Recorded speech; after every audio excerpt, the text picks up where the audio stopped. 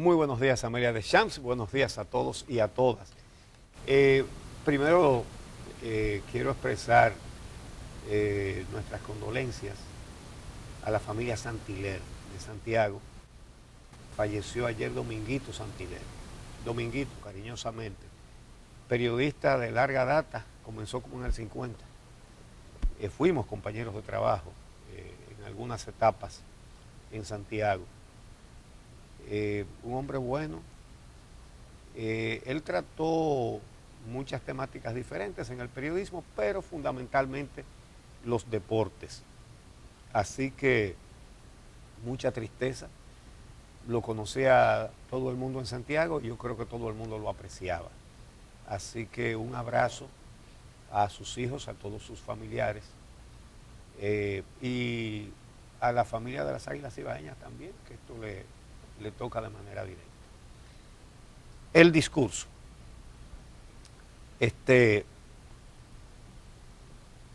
Lo más importante del discurso es que Danilo Medina puso claro que va a buscar la reelección.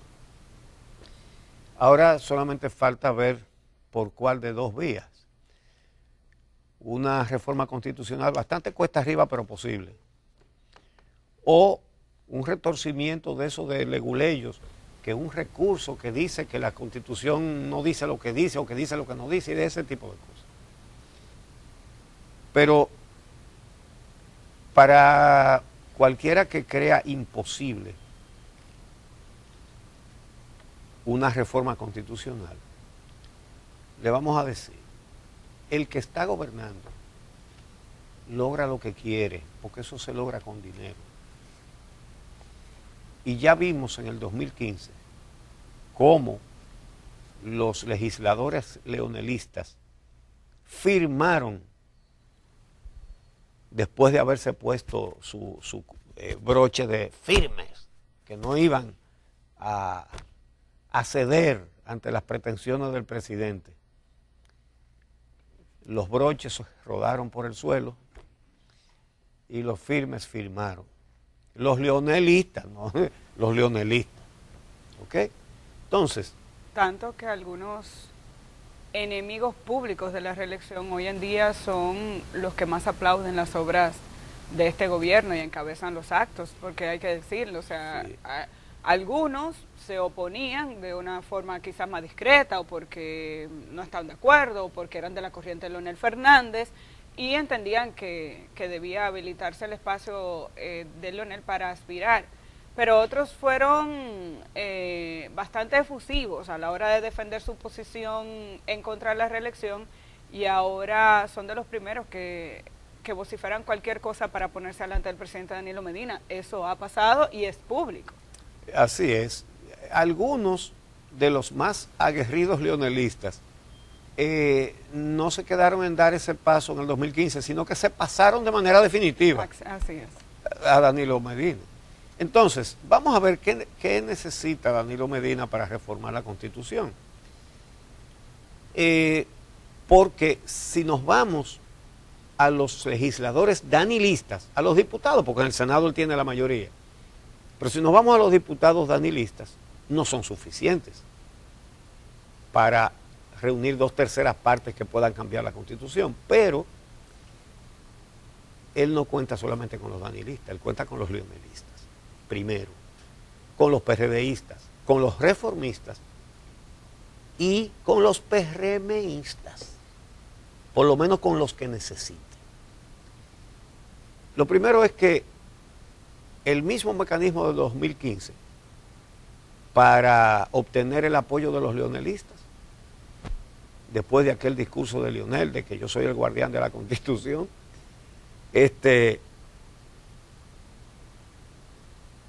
lo que se hizo fue el mecanismo reelección por reelección. Ellos mismos le llamaron así.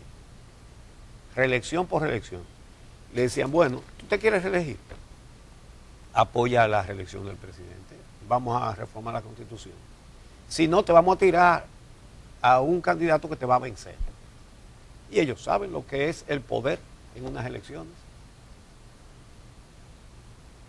Entonces, no quieren dejar esas bicocas, ¿verdad? Eso fue lo que sucedió en el 2015. ¿Quién puede dudar que ese mecanismo lo van a usar ahora? En cuanto a los reformistas, eso ahí no hay ningún tipo de problema. Ellos son, creo que 9, ¿verdad? Esos 9 votos pueden contar con ellos por más que digan todo lo que digan. Porque ese partido quedó reducido de una manera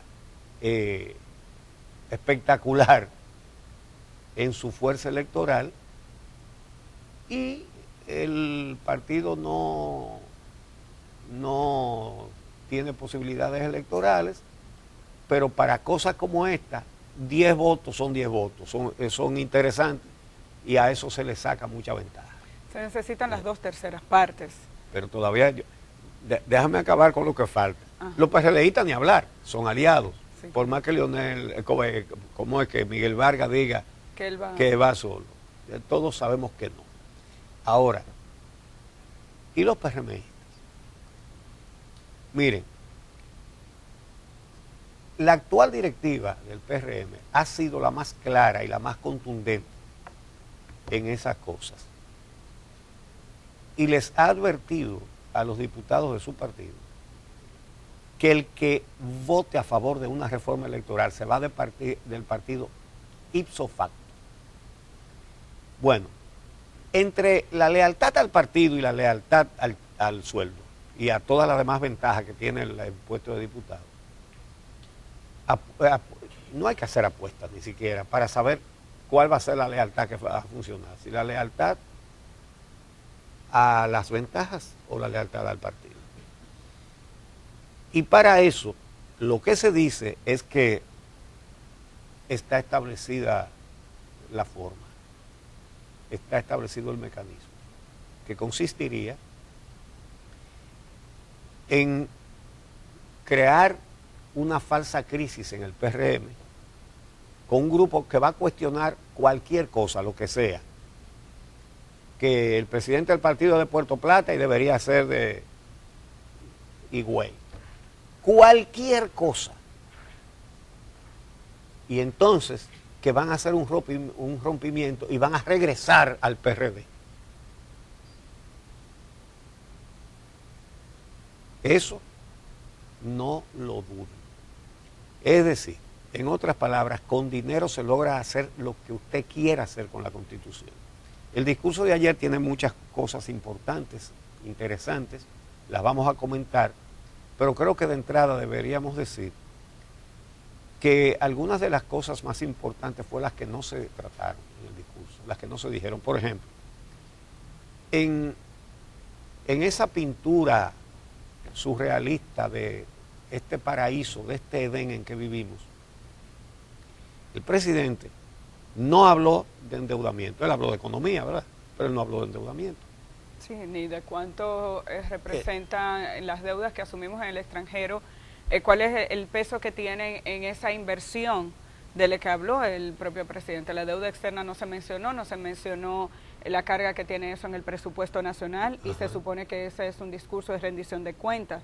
El peso que tiene esa deuda en el crecimiento económico que exhibimos, en la supuesta mejora de la calidad de vida. Yo creo que ahí tenemos que entrar un poco en el tema de la economía, y está el tema de la corrupción y la transparencia, que fue otro de los temas que no se tocó. Solo se habló de que las cárceles nuevas se van a construir con el dinero de Odebrecht y de la Embraer, y yo me pregunto si alojarán a los responsables de eso, que es la duda que nos queda. Duda. Todos estamos seguros de lo que va a pasar. Se van a construir las nuevas cárceles con el dinero de la multa. Para los que roben racimo de plátano, bicicleta, etcétera, etcétera, etcétera. Eso es. Entonces, no habló de la justicia. De eso no habló. Realmente no fue una rendición de cuentas. Yo creo que los medios de comunicación son bastante generosos cuando dicen en su discurso de rendición de cuentas, dijo cuál es rendición de cuentas, cuáles cuentas rindió. No rindió cuentas. Es un discurso político para abrir su campaña electoral. Eso es todo. Ahí no hay rendición de cuentas ninguna. habló de la ejecución del presupuesto, de cómo se ejecutó el presupuesto el año pasado. Eso no es rendición de cuentas. Entonces, es importante los temas que debió tratar y que no trató. Y ahí están los principales. Ahora, de lo que trató, hay muchas cosas interesantes también. Lo primero, una cantidad de anuncios y promesas que indican que ese es el arranque de la campaña, ¿verdad? Hay medidas buenas. Yo creo que sí. Hay medidas muy buenas. Eso sí,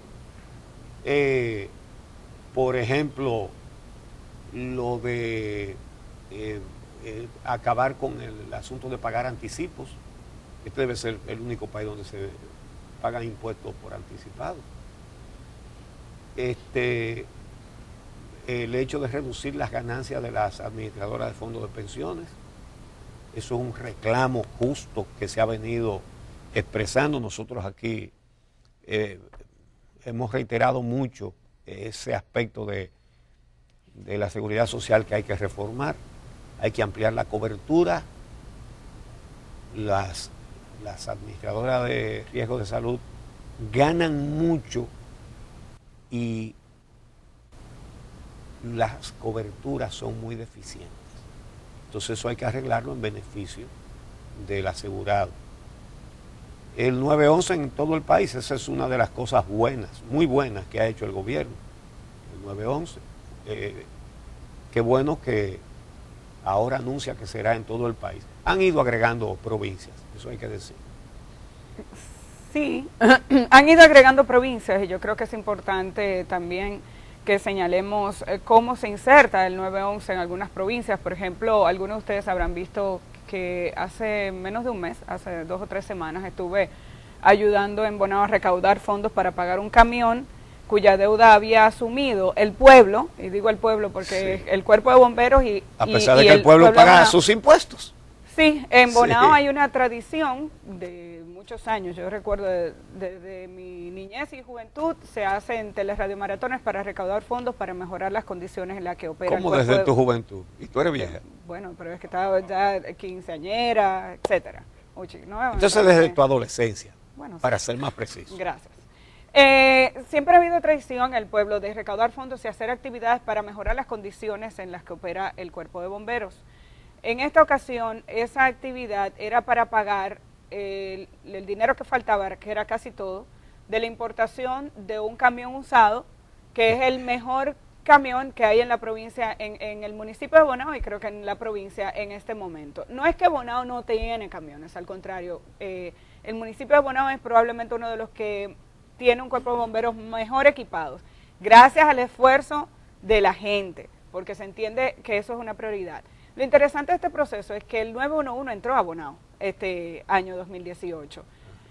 Cuando investigué el camión de bomberos y esa deuda se había asumido a principios del 2018 y cuando el gobierno central entró, no investigó en qué condiciones estaba el cuerpo de bomberos, por tanto la deuda quedó pendiente y se debían más de $30,000 y lo que se buscaba era recaudar 2 millones de pesos para también completar con equipos.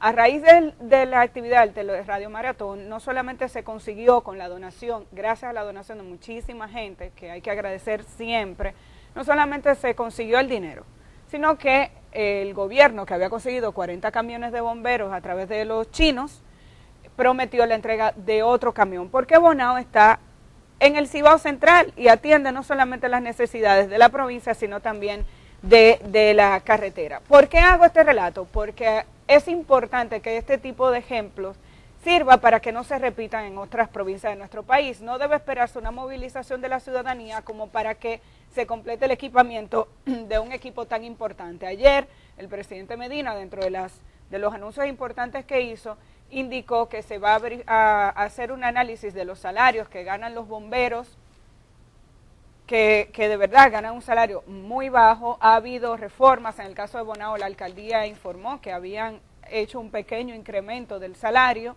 pero los cuerpos, nosotros somos los que estamos desprotegidos, los ciudadanos, cuando los bomberos no están equipados o cuando los bomberos no ganan salario suficiente como para poder mantenerse. Es la sociedad que está desprotegida.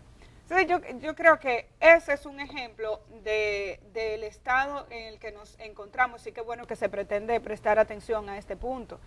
Yo creo que el discurso del presidente Danilo Medina tuvo luces y sombras. Hay un tema que me llamó la atención, que no fue una rendición de cuentas específicamente de lo que ocurrió en el año 2018, sino que la conclusión nos hace entender por qué el balance que presentó en muchos casos fue del 2012 al 2018.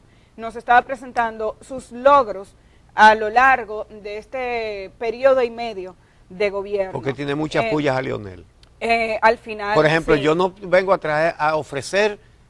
con mensajes grandilocuentes. Exacto, y obras faraónicas. Eso es el programa de gobierno hasta el 2044, que dice que va a hacer qué sé yo cuántas obras. Ahora, en el aspecto económico, Uchi, de manera específica, dijimos que no mencionó la deuda externa. Ni el déficit. Ni el no, y me llamó la atención que una vez más hablamos del crecimiento económico de la República Dominicana. El presidente indica, y así lo dicen los estudios internacionales y todas las mediciones, que República Dominicana es el país de la región que más ha crecido. Con un 7% del PIB, es el país de mayor crecimiento cuando el promedio de la región es del 1.2% del PIB.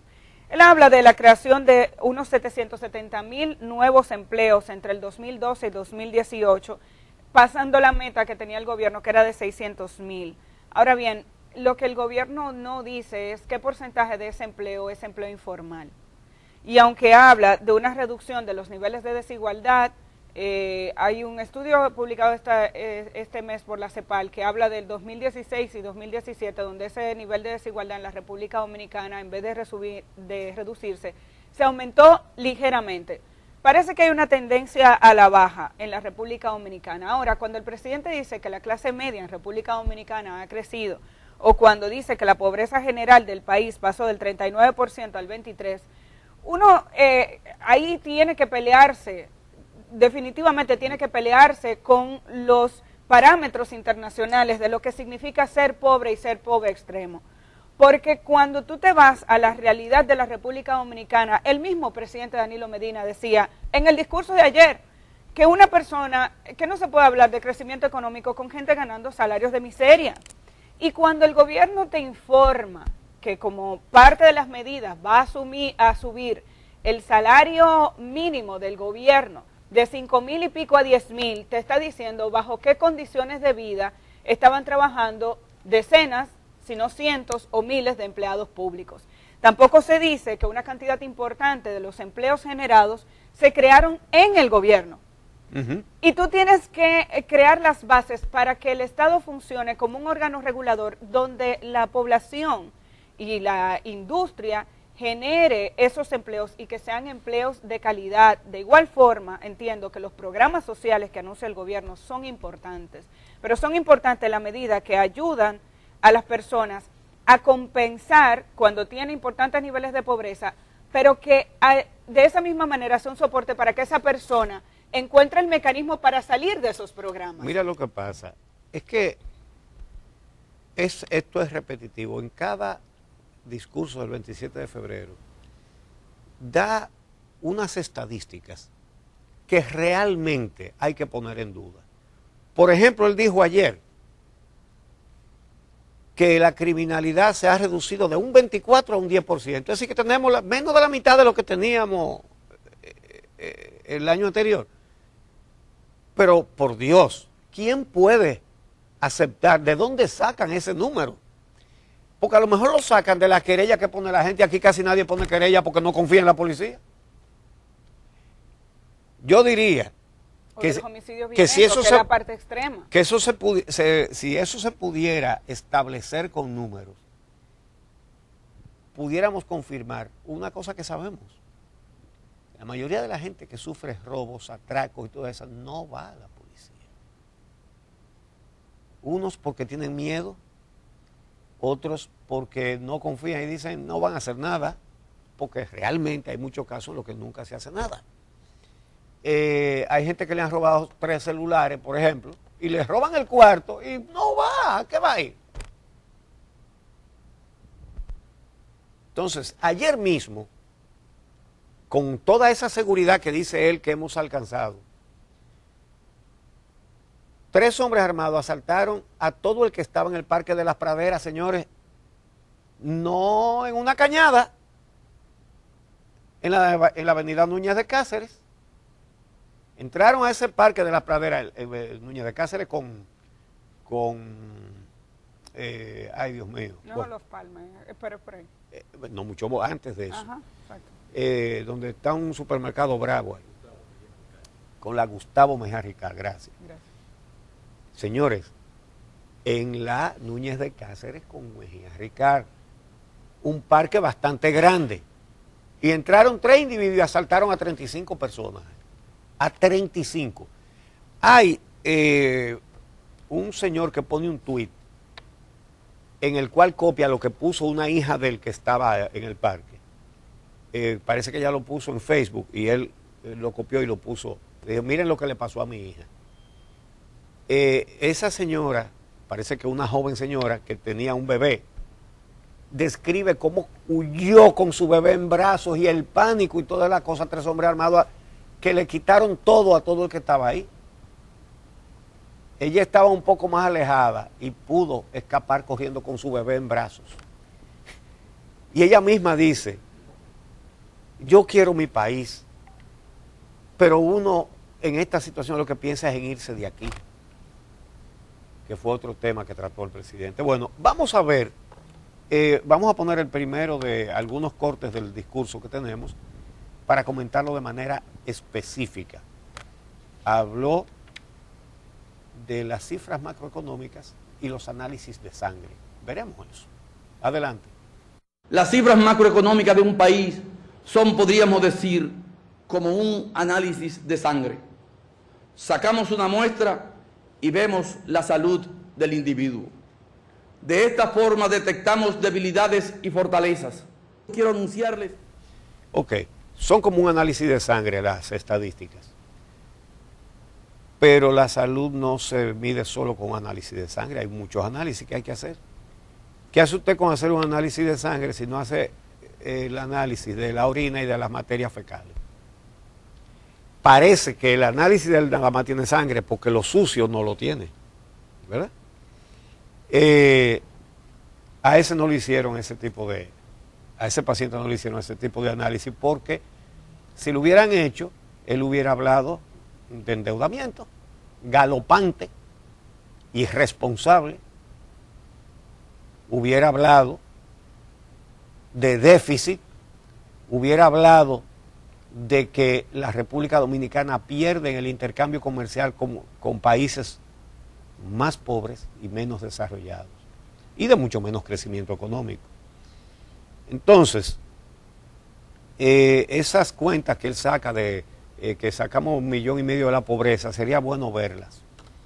Esos análisis deberíamos verlos muy bien, pero que sean completos. Hay que hacer tomografías, ¿verdad? Y de todo. Entonces, por cierto, que las organizaciones del alto empresariado han felicitado el discurso y están muy contentos y muy conformes. En un discurso en el que se dijo que hay que reducir las ganancias, por ejemplo, en la seguridad social de los empresarios, ¿qué le habrá ofrecido? Es lo que uno se pregunta. Porque, por ejemplo, organizaciones empresariales que increíblemente siguen defendiendo quitarle derechos y conquistas a los trabajadores, y el hecho de que estén contentos con eso, con que se reduzcan las ganancias de la seguridad social, uno lo menos que puede pensar que se les ha ofrecido algo. ¿Qué será? En fin, hay una cantidad de menciones que son un anuncio de la modificación de la Constitución para la reelección. Estoy aquí para lo difícil. Sí, para lo difícil. Todo el mundo ha dicho, y es verdad que es difícil cambiar la Constitución. Ahora, eso depende de hasta dónde esté dispuesto a llegar el presidente. Y parece que está dispuesto a llegar lejos. Dice él, para lo que no se logre en una hora, que él está dispuesto para lo que no se logre en una hora, es decir, ni en una hora, ni en 4 años, ni en 8 años, y después va a ser que tampoco dan 12 años, ni darán 20 ni 24. ¿Verdad? Vamos a escucharlo, ese corte, el número 6, a nuestra productora, Sí. que es el momento en el que, digamos, ya de manera precisa, el presidente indica cuál es el camino que ha decidido recorrer. Yo creo que habló antes de marzo, por lo menos 2 días antes de marzo. Sí. Vamos a escuchar el corte número 6. En el 2012 les dije, me entregaré por entero, trabajaré sin descanso, soy y seré un presidente de todas las horas, un servidor de ustedes en cuerpo y en alma. Y hoy, casi 7 años más tarde, les digo nuevamente, estoy aquí para los difíciles, sí, para los difíciles, para lo que no se logra en una hora, para lo que no es posible sin esfuerzo, para lo que no cuesta, para lo que cuesta, pero tiene que hacerse. Estoy primero, día tras día, hora tras hora, dispuesto a pagar el precio que haga falta por servir a nuestra patria. No soy ese compañero de chercha que solo están en las buenas y que a la mañana siguiente no quieren saber de sus problemas. No me busquen en el chisme del día, en la crítica estéril, en la división ni en la demagogia. Búsquenme siempre en la carrera de fondo, la que muchas veces no obtiene ovaciones ni titulares en la prensa, pero es la más necesaria. Ustedes me conocen. No vengo a traerles trucos de magia, planes faraónicos ni palabras grandilocuentes. Soy un hombre sencillo que ama su trabajo y a su país, nada más. Bueno, ama su trabajo, que en este momento es el de ser el presidente. Y es evidente que lo ama, ¿verdad? Aprovechó para tirarle su chinazo ahí a Leonel Fernández. No me llevo de chisme, no vengo a ofrecerle palabras grandilocuentes, Sí. pero evidentemente esa frase de estoy dispuesto a pagar el precio que haga falta. Pero parece que la justicia es un chisme. Es decir, a mí no me van a tener en chercha ni chisme. Entonces, ¿y por qué no habló de la justicia? ¿La justicia es chercha o la justicia es chisme? Con lo que está pasando ahora mismo, que en el juicio de Odebrecht, con un expediente mostrenco hecho para que se caiga, como el gobierno, como su gobierno, el gobierno de Danilo Medina, mandó a preparar un expediente, no solamente mostrenco, sino además tendenciado, con todo el peso en los que se oponen a él dentro y fuera del partido. Que no es que están exentos, ¿eh? Está muy bien que se juzgue, pero como usted me va a decir que la mayoría de los acusados son o del PRM o de Leonel Fernández, y las obras, porque todo lo que se ha hecho es para que Punta Catalina no esté en el juicio de Brecht. Y todas las miserias de ese expediente que han salido esta semana, porque entonces los otros gritan también. Díaz Rúa ha dicho muchas cosas que no exculpan a Díaz Rúa, de ninguna manera lo exculpan, pero él sí tiene razón en decir muchas cosas ahí, que dice, esto lo hizo un funcionario de Danilo, esto lo hizo el gobierno de Danilo, esto y esto. El hecho, Gucci, de que estemos aquí hablando de lo que significa esa frase y que hayamos visto ayer cómo se pagó a un montón de gente para llegar a las afueras del Congreso para promover la reelección, nos demuestra que en República Dominicana tenemos una gran debilidad institucional. Aquí no deberíamos estar discutiendo si el presidente Danilo Medina puede o no modificar la Constitución para proponer una reelección. Aquí debería estar claro, ni siquiera habría que preguntarle al presidente qué pretende hacer. La Constitución de la República dice lo que aquí ocurre. Y aquí deberíamos estar hablando exclusivamente del proceso de primarias en el que, o del proceso de selección de precandidatos al que se van a enfrentar todas las organizaciones políticas de cara a las elecciones del 2020. El esfuerzo tiene que ser de todos y tiene que partir sobre todo e inicialmente de las organizaciones políticas.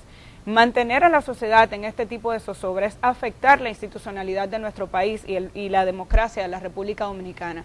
Que el presidente empuje a través de este tipo de discursos la organización de una estructura para permanecer en el poder, indica que es mucho más lo que se piensa en lo personal y menos en lo que se piensa en el país. Un presidente se crece cuando respeta las leyes.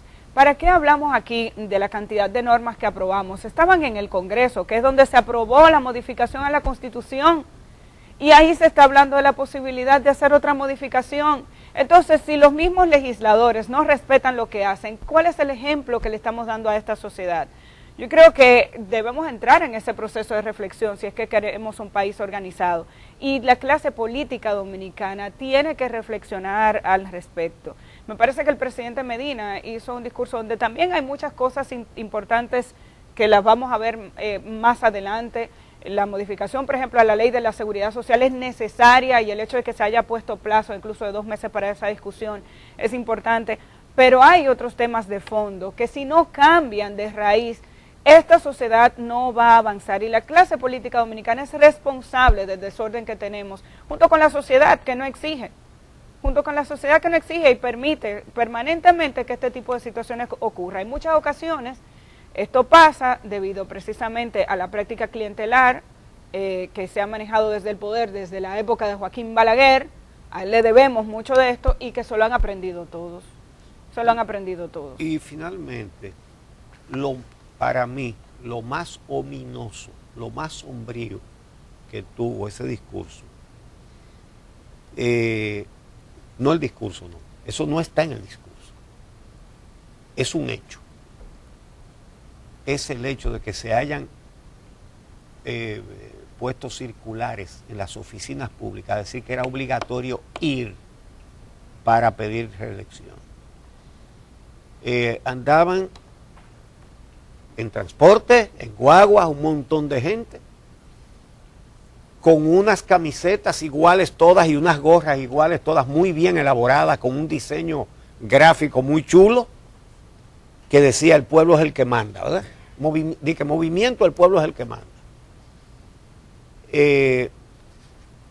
Eso era obligatorio en las oficinas públicas con circular y todo. Señores, eso era lo que hacía la dictadura de Trujillo. Era obligatorio, el que no iba caía hasta preso. Y así fue como se hizo ayer. En el calendario, para los que no vivieron la dictadura, en el calendario, por ejemplo, el día de la fecha del cumpleaños de Trujillo decía, uso obligatorio bandera nacional. Oiga, uso obligatorio, usted tiene que celebrar el cumpleaños del jefe. Obligado. El que no ponía bandera caía preso. Recuerdo en Santiago que metieron preso a don Moisés Franco porque no le dio la gana de poner la bandera el día del cumpleaños de Trujillo. Entonces, esto no presagia cosas buenas. Eso de mandar esas circulares que es obligatorio ir. Qué feo está eso. Qué preocupante está eso. El que tiene mucho poder y no hace sino acrecentarlo en base a mecanismos que no son los que están previstos por la organización de la sociedad que se hace a través de una constitución, miren, es para preocuparse. Es para preocuparse. Pasado mañana, el sábado, en el programa esta misma semana, a las 7 de la noche, vamos a analizar varias partes más del discurso, detalle por detalle. Así que no se lo pierdan. Uchi, fue el discurso más largo del presidente. 2 horas y media. En toda su periodo, ¿no? De periodo y medio que tiene. Creo que debe ser uno de los más largos discursos que ha habido en el Congreso Nacional de Rendición de Cuentas. 2 horas y media, 68 páginas, un discurso de 68 páginas, donde aborda esos distintos temas a los que ya ustedes han estado haciendo referencia. Tanto tiempo y tantas páginas para dejar de dar cuentas de cosas importantes como la justicia. Sí, y esos otros temas a los que ya hacían referencia ustedes. Hay temas relacionados con la perspectiva o los proyectos o los planes e iniciativas que tiene el gobierno y medida para este año 2019, entre ellos el programa de primer empleo. No es la primera vez que se habla de este programa de primer empleo dirigido para jóvenes, es una buena iniciativa. Sí. Lo que uno espera es que definitivamente esta iniciativa pueda entrar en vigencia y los jóvenes puedan tener oportunidad de trabajo cuando salen de formación técnica o de formación universitaria. Ya se habló, ustedes hablaron del tema del incremento de salario en el sector público, sobre todo un salario vergonzoso, porque de los veintitantos salarios mínimos que hay en el país, el que tengamos empleados públicos ganando 5.117 pesos es una vergüenza. Hay un aumento de 8.000 pesos importante, pero todavía sigue siendo muy bajo los niveles de ingreso de muchos de los trabajadores en nuestro país, y lo que uno espera que esta sea una medida inicial junto a las otras medidas, porque los salarios de 10.000 a 20.000 se le incrementó en el sector público un 10%, y lo que uno espera es que esto pueda continuar y que en esa discusión que tiene el sector empresarial con los trabajadores, con los sindicatos, se pueda, en el Consejo Nacional de Salario, se pueda llegar a acuerdos que permitan un incremento significativo, un incremento real de los salarios de los trabajadores y las trabajadoras en nuestro país, porque es inconcebible que esa economía que ya ustedes hacían referencia, que tiene niveles de crecimiento importantes, pues no se traduzca en salarios dignos que le permitan a los trabajadores y trabajadoras pues adquirir la canasta básica. Está el tema de que a partir del 1 de abril de este año, los pensionados y jubilados del Estado que reciben una pensión por igual de 5.117 pesos, se le incrementará a 8.000 pesos. Esta es una medida Javier, importante. vamos a hacer una pregunta. Sí. Dentro de toda esa gente que Danilo ha sacado de la pobreza, estaban los empleados públicos ganando 5.117 pesos. Bueno. Y ahora que van a ganar 10.000, ¿salieron ya de la pobreza? No, no hay forma. Uno calcula, sobre todo el costo de la canasta familiar, que para ese quintil, porque aquí... Son como 30.000 pesos. Sí, 28.000, 29.000. Hemos dividido los costos de la canasta familiar en función del quintil o del porciento de población, 20% de la población más baja, el 20% de la población más alta, que está a nivel medio, el 10%,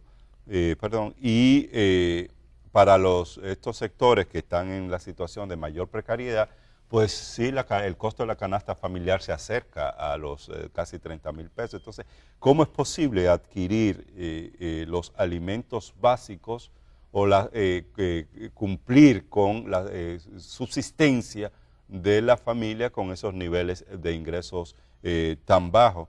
Ahí se habló de algunos aspectos relacionados con el tema habitacional, por ejemplo, que tocó el presidente Danilo Medina, donde se destaca esencialmente proyecto de la ciudad Juan Bosch, que es un proyecto coordinado con el sector privado, y algunas iniciativas de construcción de vivienda, pero que esas estadísticas están muy lejos de atender el déficit habitacional que existe en la República Dominicana y la precariedad que hay en materia de viviendas adecuadas o de acceso a la vivienda por parte de una proporción muy importante de las familias dominicanas.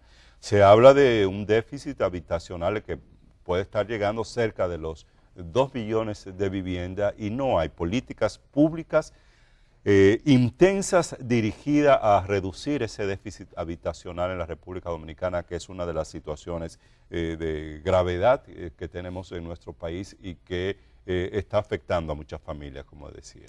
Así es, bueno, realmente esos empleados públicos, esos pensionados que recibían 5.117 pesos, yo supongo que estarán contados entre los que han sacado de la pobreza. Y ahora más que ganan 10.000 pesitos. Y reaccionó el PRM ayer al discurso de Danilo Medina, sí. También José Ignacio Paliza, que es el presidente del Partido Revolucionario Moderno y senador por Puerto Plata, pues criticó el discurso de Danilo Medina indicando que no atiende los problemas esenciales que tiene el país, que el PLD ha estado por 20 años en el poder y que desde el poder no ha respondido a las distintas dificultades que tiene el país, que tiene la República Dominicana. Destacó que se hace énfasis en cuestiones que no son soluciones a estos problemas esenciales de nuestro país. Así es. Bueno, tenemos por ahí el corte de Monseñor Benito Ángeles en el Te Deum de ayer. Fue Monseñor Ángeles el que ofició el Te Deum, que se hace cada 27, no fue el arzobispo, pero la verdad es que sus palabras fueron excelentes. Vamos a ver algo de lo que dijo. Préstenle mucha atención a la voz de Monseñor Benito Ángeles. Vamos a ver. Es preciso traer una nueva luz en que apague las oscuridades del mal expresado en la impunidad, los vicios antiéticos y degradantes de la persona humana, de la corrupción, la violencia, la inseguridad ciudadana y la indolencia.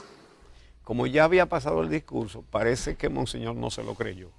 Todos esos datos de cómo hemos reducido la violencia y el tema de la corrupción, que eso no fue mencionado en el discurso, eso no se tocó, ¿verdad? Así que muy justas las palabras del arzobispo en el Te Deum, que fueron obviamente escuchadas por el presidente Medina y toda su corte.